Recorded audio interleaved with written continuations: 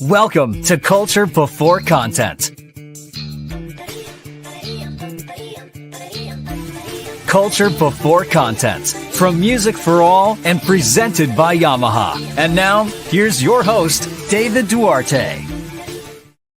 Hey, welcome to the show. My name is David Duarte. I am the host for Culture Before Content. And we have a special guest here today because we're at the Sweetwater Director Academy at the Bands of America Summer Camp presented by Yamaha. But most importantly, Sweetwater is here. And we've got a guest from Sweetwater to talk a little Sweetwater. Please welcome to the show, Mr. Craig Edgar. Hey. He is the institutional sales specialist. He's going to tell us a little bit about what that means. Craig? All right. Hey, everybody. I work at Sweetwater Sound, where we are a vendor for everything that you need to put on a great show. We handle any audio, video, lighting needs, as well as instruments. And I work specifically with schools. I only work with teachers, principals, and administration. Okay, so I'm going to talk a little bit about my job today because every once in a while I get to relate to people. So I teach choir, I teach band, I teach music production. I don't know how I do this because I think I have more jobs than I have hours in the day. But all three of those share one thing, and that is microphones. Yep. And I'm always like, as I have you here, I'm going to pick your brain. Ha ha. Hey. So what do I do for concerts? I have microphones. I have my Shure SM58s, 57s, and all those things. But I was thinking, I have my music production class, and one of the activities in my class is we get to use the Sweetwater catalog. And my kids, it's great because I get 50 minutes to myself because the kids don't come out. But anyway, speaking of the microphones, I just want to talk a little bit, about the difference of microphones, because I think, we band directors sometimes just assume that, here's our equipment, turn on the microphone. And I've seen the jazz band person put the microphone out about 18 feet away from the kid. Ooh. See there, he's making faces. Yep. And then, you got the choir microphone, and then you got the choir mics out there about 100 feet away from the choir. And then they're wondering why we're getting feedback. And Yep. and you know what that's part of my question, but really the other part about our question is like the different types of microphones and why. Let's talk a little microphone, shall we? Totally. So in our line of work, and I used to be a band director myself as well, so I ran across this a lot. Our line of work, we tend to run into two main food groups of mics. Those are your dynamic mics and your condensers. And those have two very, very different applications depending on what you're using them for, because they pick sound up a little bit differently, and some are going to be more sensitive than others, more prone to feedback and that type of thing. So what you mentioned, the Shure, the SM57, 58, everybody's favorite mic, you can nail a nail into a board with it and put it up on the mic stand and it still works, right? That's a great example of a dynamic mic. And the way that those listen is effectively inside the mic capsule, just like on this microphone. There's basically a little piston that moves back and forth, and that is attached to a little coil there that basically takes the sound and turns it into an electrical signal, which goes to your mixer board and hits the preamp, and that's how we make it louder. So with dynamic microphones, that piston that is doing the listening is pretty big and pretty heavy, which means it's pretty slow. So it's not going to be a very detailed mic, but it is something that is going to be very resistant to feedback because it's not picking up from very far around it. If I'm way back here, you're not going to hear me as much. Oh no, you're going to get me in trouble. Oh, sorry. But with a dynamic mic, you really want to be up close on it. And so this is something where, if it's something where you are on stage and for jazz band concert, or you've got a soloist, this is something where you want the mic pretty darn close to whatever the source is, whether that, if you're miking an amp or miking a horn player or a singer or something like that. I joke when I present on this about, how for vocalists, miking vocalists is easy because even my 6-year-old knows what to do with a microphone. You grab it here and then you scream, right? But so dynamics are really suited to up close, and really you can use it for recording.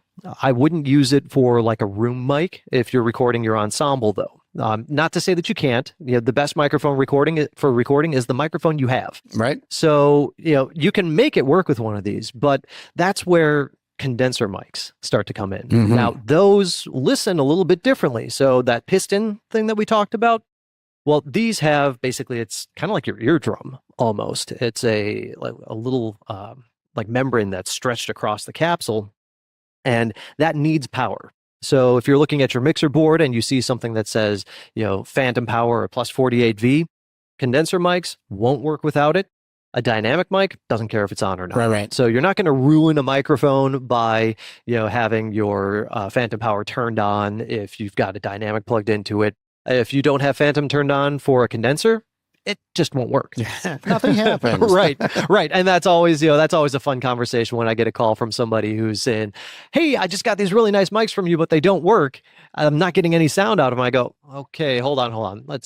Can we make sure phantom's turned on? They go, what's that? And I go, okay, I think I found the problem. So the way that a condenser mic works is it is much, much more sensitive. So that's the kind of microphone that you could put, 10, 15 feet away and get a lot of the sound of the room as well as whatever your source is. So, that's a great one for if you've got somebody who's recording a solo audition for college or for like a solo competition, and you want some room sound, some ambiance there without having to, go in and add, reverb or something like that down the line. With condenser mics, though, because they're so sensitive, super prone to feedback, right? So you're not really going to see a condenser mic on stage unless it's on like something like a small diaphragm, like condenser mic for choir applications or for like overheads for a drum set, where you're miking above the cymbals and kind of getting the whole kit there. You're really not going to see like a large diaphragm. A lot of people for marching band, like the Audio-Technica 2035, like you're not going to use that for like a live application necessarily, because it's going to pick up everything around it, which means it's also going to pick up what's coming out of the speakers. Oh, yeah. And that's where feedback happens. Yep. The loop. Yep. I was thinking to myself, what about the price points between the different microphones? What kind of, sometimes we look at things and go, this one's only $39. I'm not saying $39, but and this one is $139. Well, this one is $539. Yep. And what does the different type of pricing kind of equate to? I know it's not a general, I know it's not a specific. I'm not trying to say that, but what could people expect when they, why, I always say this: don't spend $539 if you really need to spend $139, and don't 100%. spend $39 if you need the $139. Exactly. So maybe you could talk a little bit different on like the pricing and the structure, and maybe the difference in pricing costs between the two types of microphones. Yeah, absolutely. So, unfortunately, it's not a linear scale. Yeah. And I knew my answer a little bit. And that's actually part of where I come in at Sweetwater, where you can call your sales engineer or your institutional sales specialist and be able to talk to them about, hey, I'm trying to accomplish this. What do I need? And we can give you some options.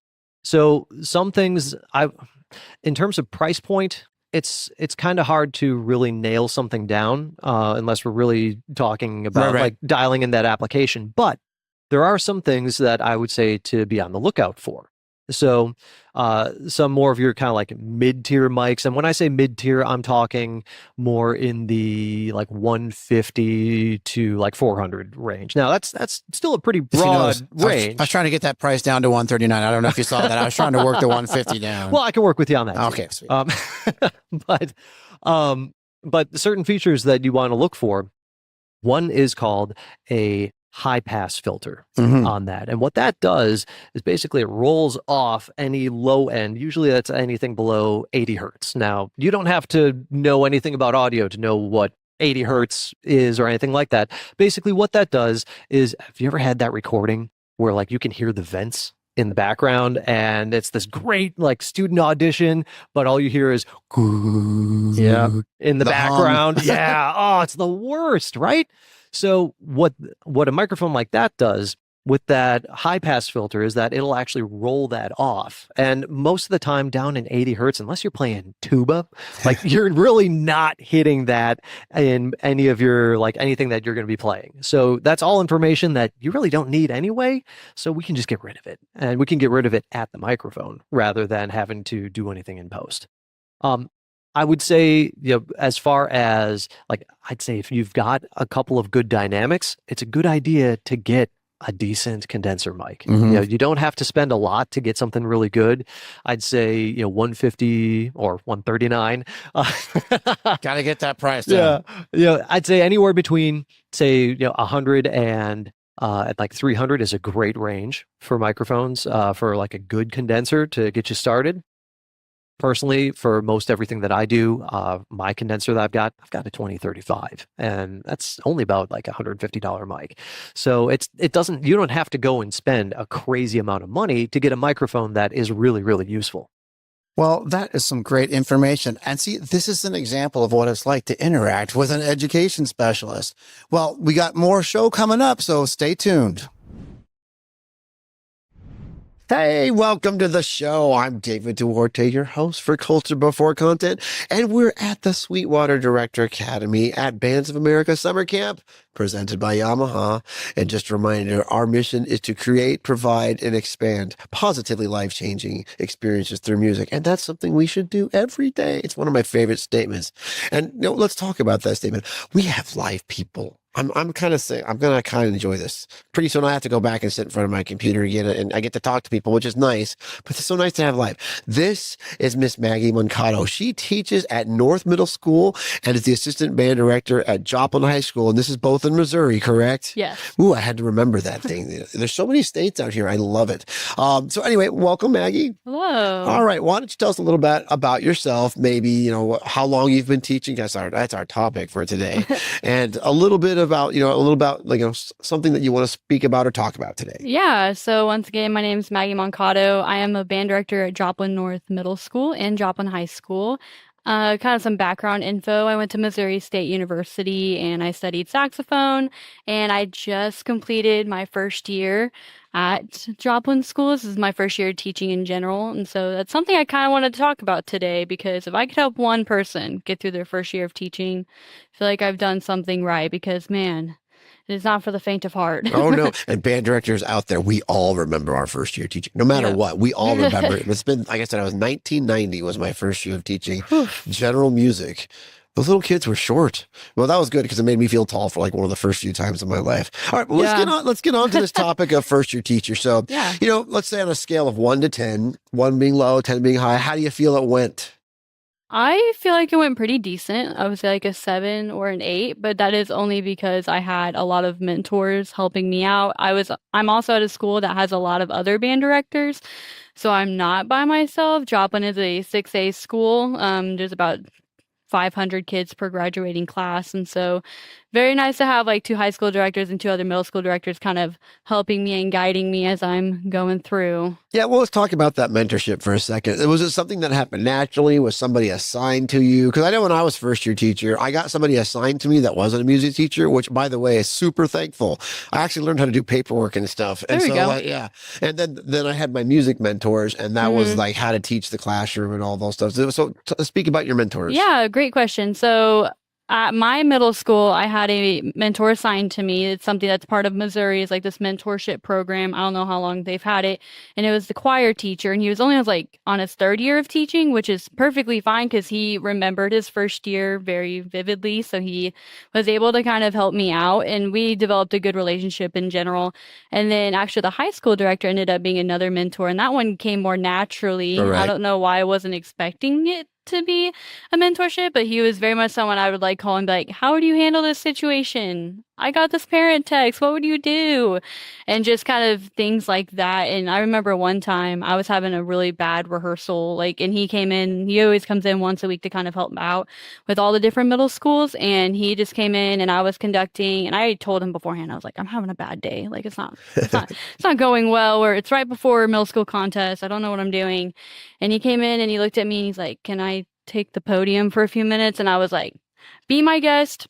Please do. And so I got off and I got to watch him kind of how he interacted with the music and how he taught it. And I kind of hit different because I love going to different schools and watching teachers. But something about having that teacher in your classroom leading it, you're like, oh. Because I think, in my opinion, that's what I used to do for a living. I used to pop into classrooms and observe teachers. And, 9 times out of 10, the problem was never the music. And I think that's why this culture before content, because I've been trying to say, let's work on the culture part of it. But 9 times out of 10, it was just just classroom procedures. Yeah. And trying to teach music, trying to run before you can walk, so to speak. So that leads me to my next question, which was, how well, and again, this is honesty, how well do you feel your student teaching prepared you for your actual teaching? Are you ready for a second follow-up? I'm all about the follow-up. What were your expectations versus what actually happened?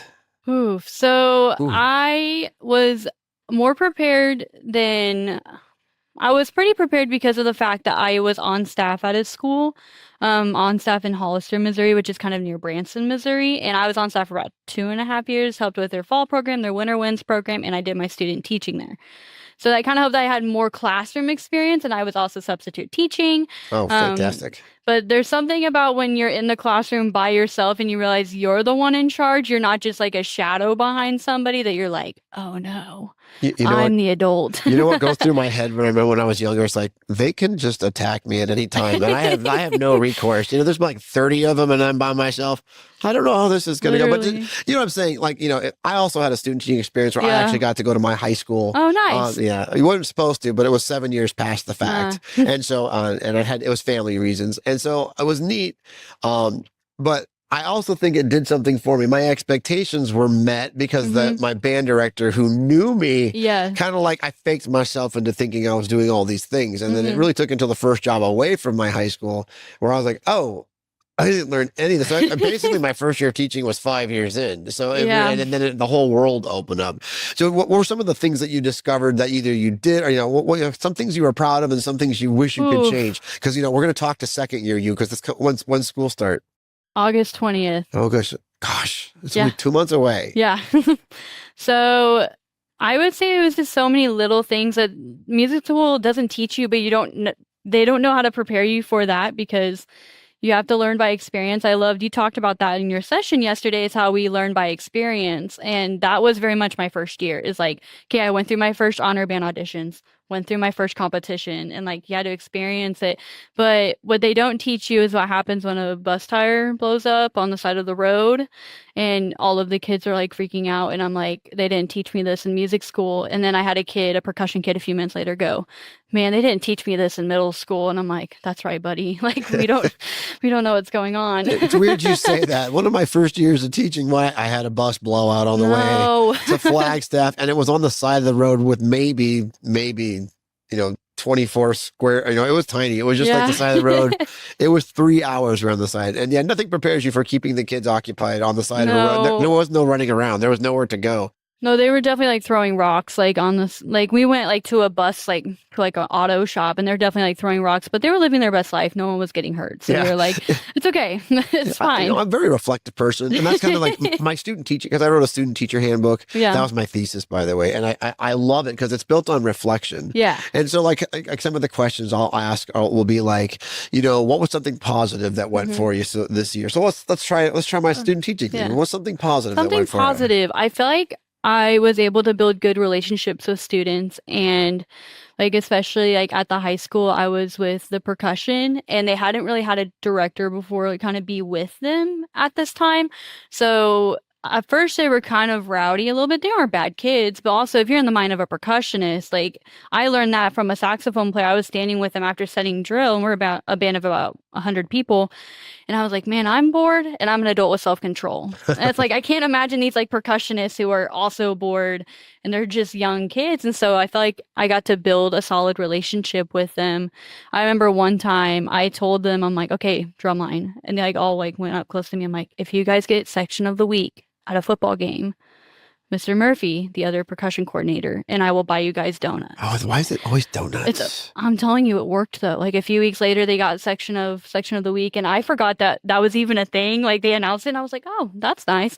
And one of the other band directors was like, Maggie, the percussion are trying to find you. And I was like, oh, okay. And they all donuts. Yeah, they all came up to me and take note. They're like all these like 6'2" boys, and I'm a 5'3" woman, and like literally like towering over me, being like, we want caramel, we want blah blah blah. And I'm like, we're getting Krispy Kreme, like we're not that fancy. Oh, this is so sugary sweet. Yeah.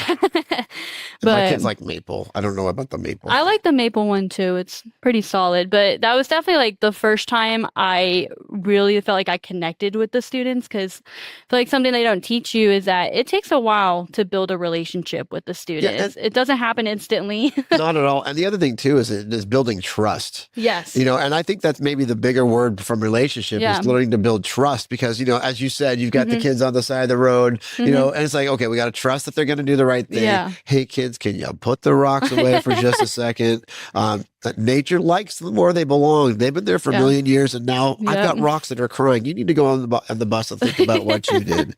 All right, let's go to the second question, which is, what is something that you think could have gone better? It didn't have to go bad, but I'm just saying, what is one thing that you wish or want or desire to have gone better? I would say definitely more classroom procedure. I thought I had it down. I was like, okay, I know how they're going to walk in. I know how they're going to do this. But then you start to realize how many more procedures you have to have. And you kind of, it's like when someone makes a rule, the reason why they have that rule is because someone did something stupid. And that was very much me. I'm like, oh, I need to make a rule that they should not be in lockers. I didn't realize that should be one, but it needed to be one. And so little things like that of little things I kind of learned of kids act this way. So I need to kind of set a procedure of that's how we should not. This was exactly my clinic a couple hours ago. Wow. And one of the things we talked about is my attitude is their attitude. And so even if you're having a bad day, I call it my Disney face. I had to put on my Disney face. Okay, kids, let's get ready. Hey, and then again, one of the teachers in that clinic was like, I have everything on the board, and I was like, oh, do you have it on electronically for the, and I thought that was amazing because that helps along with those procedures, and that's one of the things that I had to learn and still have to learn is giving the kids the information and don't assume that they know what to do. It's getting the brain of a kid, and that has also been a humbling thing is that we're used to when in college when we're teaching other when we're teaching our college kids they're musicians so they know what you're trying to teach. Meanwhile, you're sitting there with a trumpet player and you're like, why are you not understanding what I'm trying to throw at you? And so sometimes it's I need to get in their brain for just 1 second. I don't want to be in a middle school brain for long, but enough to be where's the disconnect? What are they not understanding? Yeah, and that's the kind of the things that I like to track down. If I've screwed, I always just assume everything's my fault, just so you know. And so if I'm like, okay, if the trumpet players weren't paying attention, it's my fault. What did I not provide? And then some of the things that I love is for my classroom, it's the first 5 minutes. Yeah. Because I want them taking their horns out. I want them to do some of their own pre-warm up. And so I want to be able to hear scales. There should be no talking. But again, those procedures took a while to get in place because I kept forgetting to say, oh yeah, you shouldn't talk. You can't talk. Me too. I was in the same boat.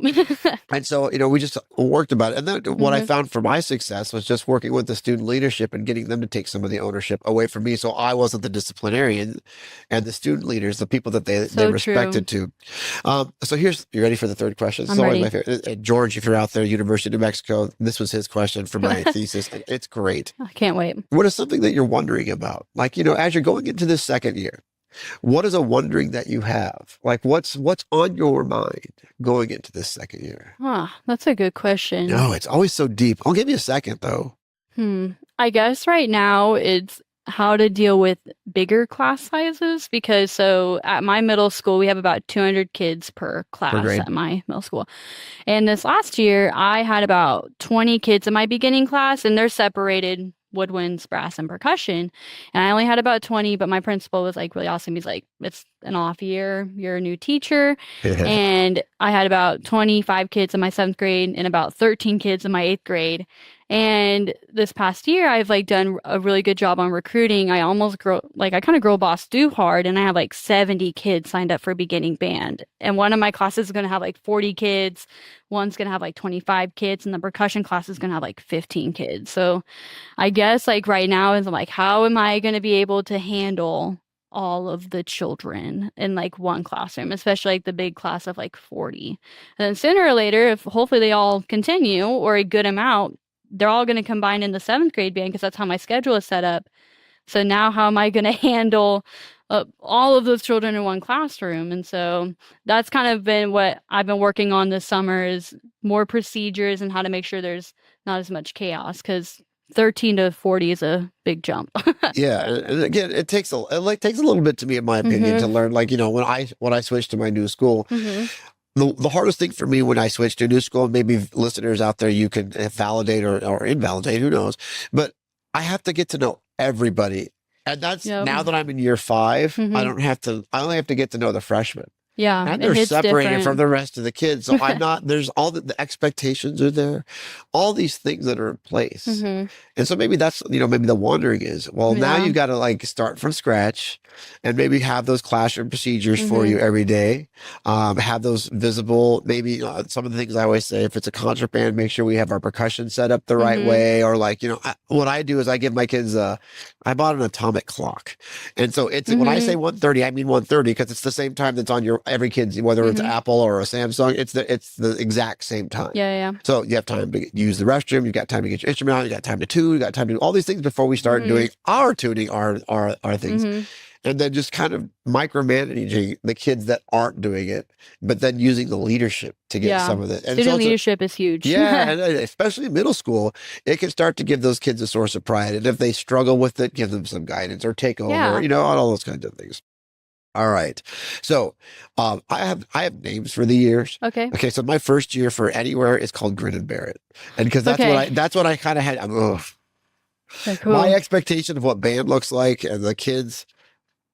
Yeah, that's where I'm at. And then we'll see how this next one goes. You'll have to tell me later. But I always call the second year magically better. Okay. You've got expectations though. You didn't have expectations. You had wonderings all over the place, right? And then, so, build on some of these. I always recommend people start journaling just a little bit, write stuff down. And then, do you ever talk to other band directors, yeah. Do you have friends that are the same band director age or close? I feel like I'm the annoying one in Missouri because I feel like people are like, Maggie, don't be afraid to ask for help. And I'm literally someone who probably asks for too much help. I will go up to someone like, you know more than me. Give me all of your knowledge of like how to like handle this situation. So like let's talk about those 40 kids in band for a second. I'll try to get you to, again, it's not my job to tell you what to do because I don't know what to do, not the ball. But what would you like your kids to do? What would be the first 5 minutes of 40 kids? I would say definitely a lot more structure in how they enter the classroom and then how they grab their instruments. A part of me is like, do they sit in their chairs without an instrument or not have their instruments together yet? And then I'm like, okay, you have 2 minutes to put them together just to kind of add that structure.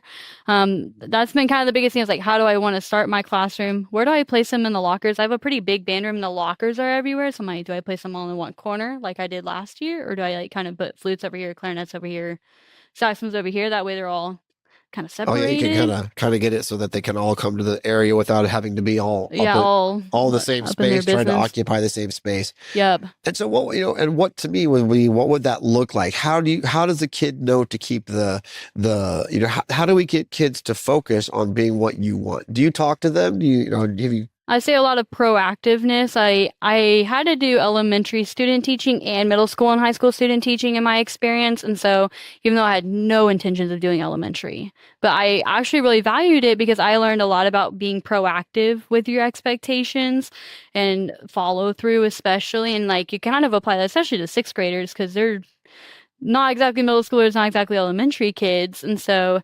definitely for me is this being more proactive and kind of like, once again, setting procedures, like, for example, the kids, they shouldn't be in their, like, climbing in lockers, for example. I have these, like, giant lockers, and so the kids like to go in there, and I'm like, let's not do that. I teach high school, like, I don't know. They probably like to do that, too. Yeah, they do. I hide my office. I'm kidding, of course. But like I said, I think, experiencing what make a plan of action. And this is me. I'm like a growth mindset person. So I'm going to put my plan of action and kind of document what I want. And then I'll kind of like draw arrows on it and say, this is, this went well. Or like, just telling the kids. One of the things that worked for me, and it might work for you, is I told the kids that you can't talk in the room, but you can stay outside of the room. I don't expect you in the room until the bell rings. Because I'm going to give you that respect that I understand that you have, a 5-minute passing period, but you really just need to be in the classroom once the bell rings. So what that means to you, but all conversation happens in the hallway. Because what I learned from this set of particular kids was, if I let them talk in the band room, they would distract to the point even after the bell rings. So I did. And again, the other thing too is I find some rewards for the kids. And some of those things so that the kids that were doing the things that I asked, I might have, it wouldn't have been a donut. Donut's like, to me, setting up for that graduation. was a bougie award. Yeah, that's really bougie. Yeah, I'm not that cool. They get like a I just Sticker. learned that word, by the way. Bougie. Bougie, yeah. I'm old. But I'm just saying, maybe come up with a reward system for you to help, things. And then maybe do you ever have the kids evaluate on the way out? Because I was just showing somebody today. I had a form at the beginning I just accidentally found it today. And I said, oh yeah, how well did we rehearse? What will it take to get, us to be more efficient, faster?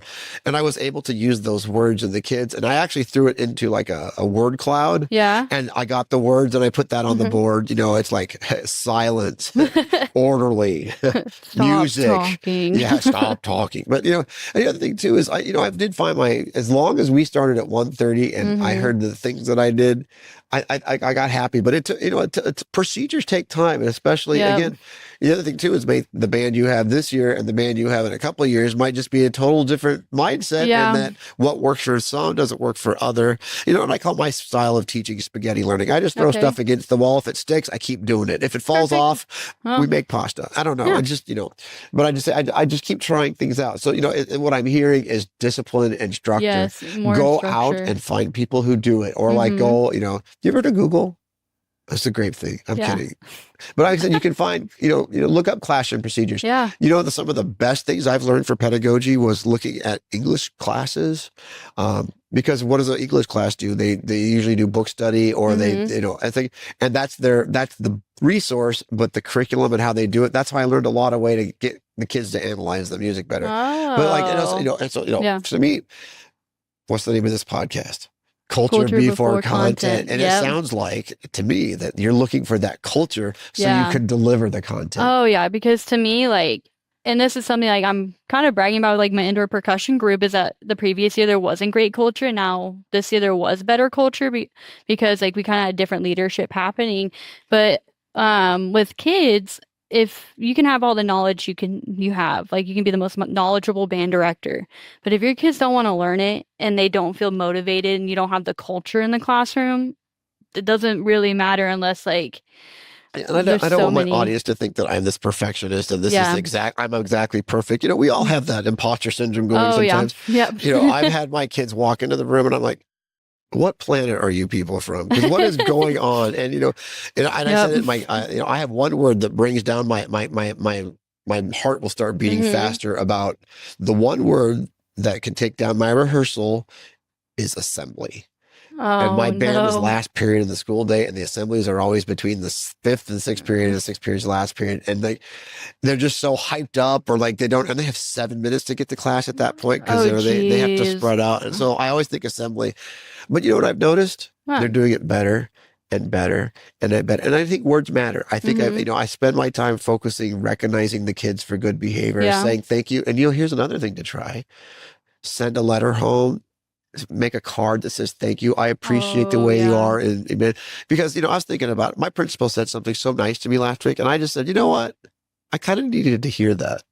And that felt really good because, we get a little hyper-focused on our job. Especially to parents, too.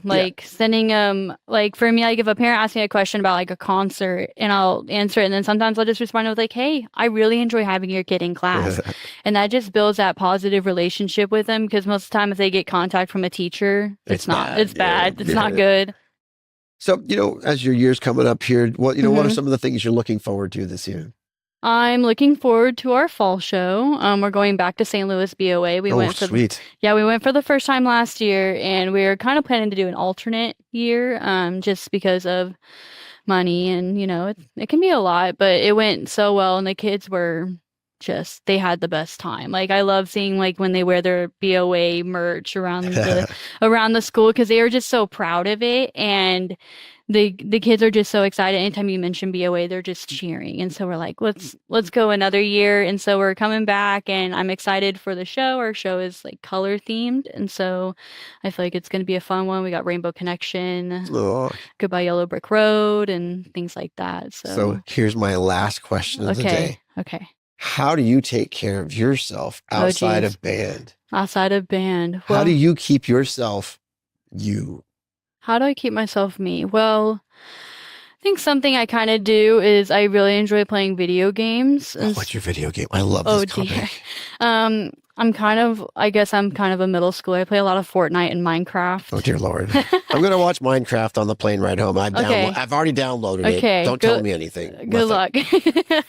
But my band director friend who lives about an hour away, we were like best friends in college. We'll play a lot of Fortnite together, especially on Wednesdays. Like that's kind of our dedicated Fortnite days because we know that we're both busy human beings. And so usually on Wednesdays we're like Fortnite or we'll play Minecraft. It was really weird. Now that I'm a teacher and I'm not a college student, I can actually relax now. Like I'm not during the summer, I'm not like still practicing, doing summer school, working part-time. Now I can just kind of chill. Those paychecks are kind of cool. I know, Are they it's not? really nice. And my friend and I played like 14 hours of Minecraft one day. See, that's my Saturday when I would get home. Oh, I yeah. haven't started summer break yet. I've literally gone from end of school band tour to Jeez. here, and I'm going to go home. I'm going to lock myself in and play video games forever. That's so valid. Or like Red Dead Redemption's another favorite one. And like the kids like love hearing about it, especially Fortnite. They keep asking for my gamer tag and I'm not going to give it to them.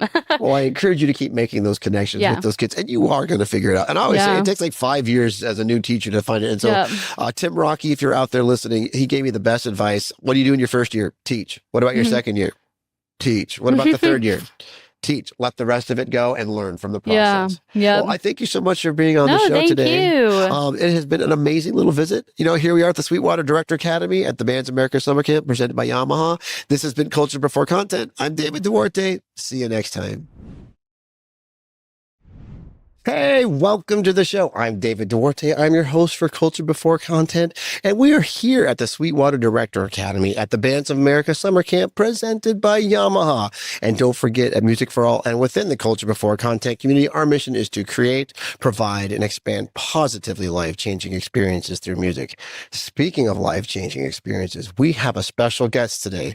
From Germantown High School in Wisconsin, we have Mr. John Bell, a 25-plus year educator, and we're going to have a good talk today about longevity and staying at a program for so long and the cool things that happen over time. So please welcome Mr. John Bell. Hello. Hello. How are you today? I'm having a good week. Tired, but so many good things to go see and visit and learn. And he's been here at the Director Academy. So how's that been going for you? Oh, the Director Academy is great. The staff, all the other teachers, we just came from lunch and just sitting around the table and talking band with people from all over the country. Oh yeah, I do like the lunch part. It really is a good part. But anyway, yeah, I get to hang out and meet so many band directors. Everyone's been so inspiring. We had a chance to talk earlier in the week, but I just wanted to kind of start our focus on tell us how long you've been at your program. Maybe tell a little about your program. You've got that cool marching band sound, and just some of the things that you do. Tell us about John Bell. Like I said, I'm in Germantown, Wisconsin, the high school there. Been there for 25 years. Started as assistant at the high school. Took over the position 8 years ago, somewhere along those lines.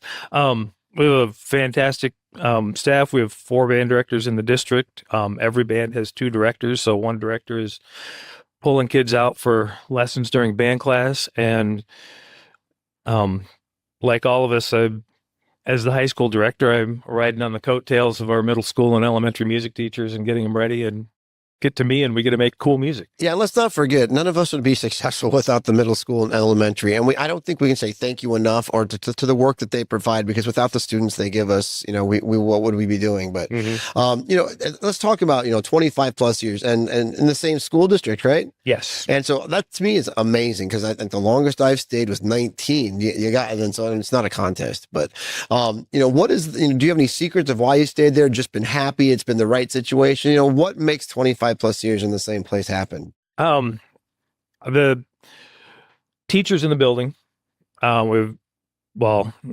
band students are the best ones. So I've got that, which also means I have the best parents. We have a fantastic support system with our booster group.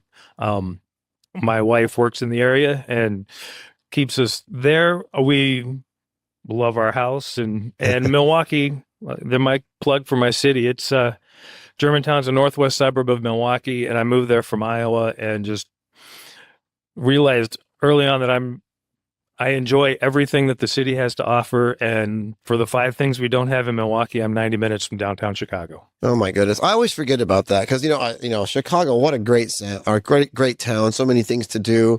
And, if you think about 90 minutes away, just think about all the culture that you're around, all the arts, not just, music, but artwork, museums.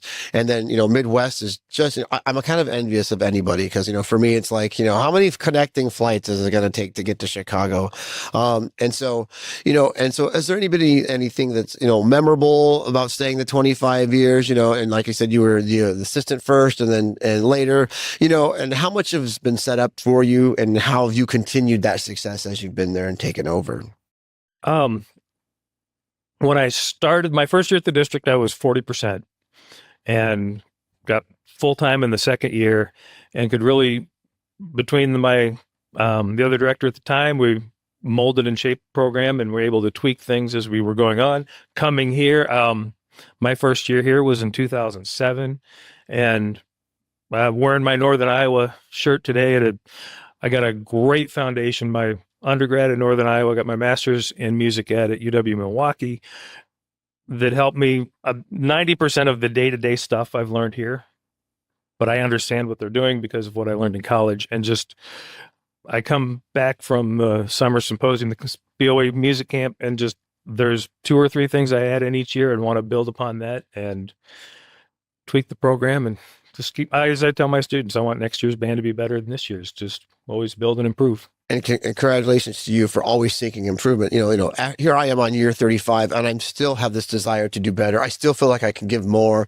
And, the neat thing about this academy has been that I'm just so inspired by the people that are here, and I learned, I presented a few, clinics the last couple of days, but I'm learning just as much from my audience as I am from my, from the presentation. And, I'm thinking about the legacy that you have at your school and, what kind of traditions have you put together? What would your students say is Germantown High School? What would they say about that? Our choir director left this year and going on to a music supervisor job. And so we've been talking with our classes about what do they get out of our music classes at the high school. And it is their safe zone. They feel welcome. They feel like we treat them as humans, which is a nice thing. Just that is where they wish to go. And I was in with one of his choirs as he was having that discussion. And there were a couple of those students that you see and you wonder why they're in choir. They come in and they look frumpy and down and like every day, but they were sharing how much they get out, just that emotional connection with everybody in our classrooms. And that's what we try to build on. Yeah. Do you have any secrets in your band? Like, what is when I walk into the room, what's the expectations? What's the culture of your classroom look like? Cooperative. We do try to student led. I have many kids here at the camp that come back and learn how to be leaders, and we develop them as well. And I had a freshman student came in and who'd always done football, baseball, and then he got into the marching band and was amazed that the older kids were working to help him be better because he was used to the baseball team where if another player helped him be better, that older player might lose a spot. And, it's everybody's responsibility. How you perform makes me a better person. Right. And that kind of goes to like competition and not all competition is bad. Not all competition is good. It's how you use it. And I think that kind of speaks, in band, we have to all be good in order for us all to succeed because it's not one over the other. And I understand like in sports, I don't want to lose my position, but I think, what I see for most bands is just the camaraderie, and so is there anything that you do? Is there a leadership structure that you have? Is there something magical that you do? Or, I mean, we all kind of do the same things differently or the different things the same way. I don't know how to say it, but. Well, during COVID, when we had to period sub for all the other teachers that were out and make sure all the classes had an adult in there, I learned that a work day can be a good thing. And I had the mentality that if I wasn't on the podium waving my arms, that nothing was going to happen. And so we started implementing, sectional days, and the kids would go off and pick whoever was going to be the principal player would take the kids and they would go work, and we would walk around and just check on their progress. And usually we'd just answer a question or two, but they were working and making the program theirs and to make it successful. Yeah, and I think that's a gift. Some people do leadership naturally. Some people have to learn it. I mean, have you had to do much guidance with your kids, or is it something that's just been such a tradition? How has leadership worked for you and your kids? Pre-COVID, we've always sent I have 21 students here this week. That's amazing. And they come back and make things function in the program. And then COVID happened. The camp didn't go for 2 years, and I was terrified because my kids weren't getting that. I'm like, all right, let's pick up books and all the things I've learned at the camp and start implementing. And my assistant's here today, and he's wearing he wore a shirt yesterday that said, "Rule number 1 is to be a good human." And that's how we try to keep the room. I know I'm not going to take off my shirt, but I'm wearing my shirt for my students, and it's our mascot's the Panthers, and it says "Panthers, we show up." And so it really is, it's kind of, I always say, sometimes we got to remember if it might not be something that not that necessarily believe in, but sometimes it's important to have those things out there. Like, this is the goal. This is our sound. This is our band. Do you have any magic secret to how your kids make it there, man? And because, you said something magical, which is, when the camp shut down for 2 years, I would think to myself, I am not the good leadership teacher for my own students. Because oddly, maybe you can disagree. This is agree, disagree. It's my favorite game. My kids learn better when it's not me saying the exact words that the person who comes to visit is going to say them exactly the same way. What do you think? I agree with that completely. It's not that I don't know how to teach leadership. I know exactly. I know how to go to your band and teach leadership. It's just that weird. This is this magical person who somehow is saying the same thing as my band director, but no, he's magical. So we'll do that. So I feel the struggle with the 2 years of like, oh my gosh, I don't have someone else to channel my kids. Besides the camp, do you do anything else during the year? Do you bring people in? Do you have clinicians? Do you have those kinds of things? Yes, we bring in the college people. I have a retired band director that taught at the district just to the south of me that does a fantastic job. And as he describes, he could probably from my high school throw a baseball and hit his house. So there have been times where I text him in the morning and he's at a 1:00 rehearsal. Wow. And that has been fantastic too, to get that extra set of ears. We do our marching band leadership. We have our 3 drum majors and then a section leader for our flutes and clarinets, one for midline, trumpets, low brass, percussion, color guard. I meet with them starting, the goal is January, but it's usually late February. And we meet once a week during our school's homeroom time to go through, how do you interact with people? How do you be a leader? What do you look for? And accept. Yeah, Aaron Vogel, who was one of my former guests, when I was fine arts administrator, the one thing that I loved about that job was I got to walk into band programs. And I wish I could have just done, high school, middle school band all the time. But yeah, it's only a part of my job. But I once walked into his room and they were doing lunch leadership where they just had the section leaders and all the kids on the council, and they were just solving things one at a time. And he was just guiding them through. It was awe-inspiring. As a matter of fact, that's the model that I used when I got to Washougal, get the kids to come at a time where we could all come together. One of the neat things that happened on my campus this year is we have one lunch. That's like impossible. I'm just saying we have one lunch, but it works. I have a small school, but what that one lunch did was make it so that we could have every single kid available at that time. But back when we had 2 lunches, and there's the kids in the morning set or the first set and the kids in the second set. We tried to meet with both, but I'll tell you this year when we've had those single lunches, we've had many more opportunities to collaborate. And I think, do you have any secrets to collaboration with your kids? Is it something that comes natural, something you're purposeful? Yes. And our school's Tri-M group is active in that and just creating events. We did for Valentine's week, we did 2 days. They called it Valentunes. And during our school homeroom time, we had karaoke. Oh, that's amazing. And kids came in, and it is especially the choir kids knowing all the dance moves and everything to every musical number going on. And it was just fun to watch, and they're clapping and cheering for each other. Well, here's one for you to try. My kids did that dance party in the band room, and I think I'm forever scarred by watching my kids move. You think these kids have got great rhythm, but then you're watching them dance and you're like, Well, that's interesting. You play much better than you dance, but it was such fun for them. They had such a good time. It was one of those things. One of the things that's neat about Washington and ASB is that we have it kind of built into our structure for the band club, because students run the show when it comes to the student side. So they have pizza nights, they have movie nights, they have game. I like game night. I'm not gonna lie. I got into some of my kids bring those 3D things, and I've learned that I'm terrible.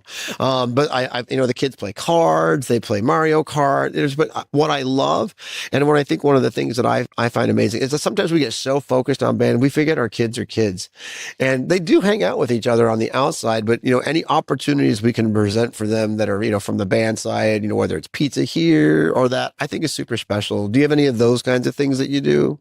Yeah, one of the things we do at the end of the year is, again, try and host it, and we have we call it Music Fest, and we invite all 8th grade through 12th grade musicians in, and they have to RSVP just so we have enough food, and we have karaoke going on in the band room. We have kickball and ultimate frisbee going on in the gyms. We have people just hanging out. We had theater games in the choir room. Oh, that's awesome. And we had the upperclassmen gave tours to the 8th graders of our high school just to give them that sense of, this is where you're going to be next year. This is the best hallway. Don't use this bathroom. And that's the best drinking fountain. And so what would your kids say is the style of your program? Would they say it's a really student-led group? It's a student-guided group? How would your kids term your own band program? How's that for a hot take? I would hope it would be student-led, but I also admit that band directors are control freaks. What? So what? Where does that come from? My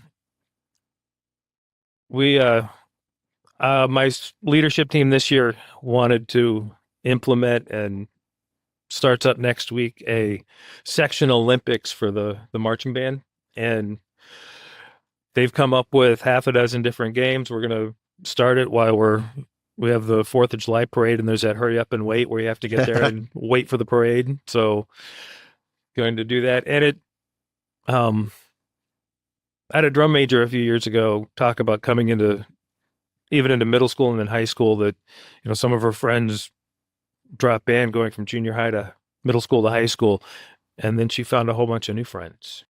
And those are the ones. Yeah, it's those band kids, and watching the freshmen cry when the seniors graduate, and then we tell them that you're now the person to be the mentor to the freshmen.